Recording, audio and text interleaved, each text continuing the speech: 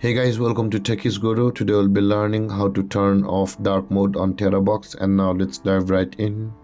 And now to turn off dark mode on Terabox, on this interface at the top left corner of the screen, you can see the three lined icon available for us.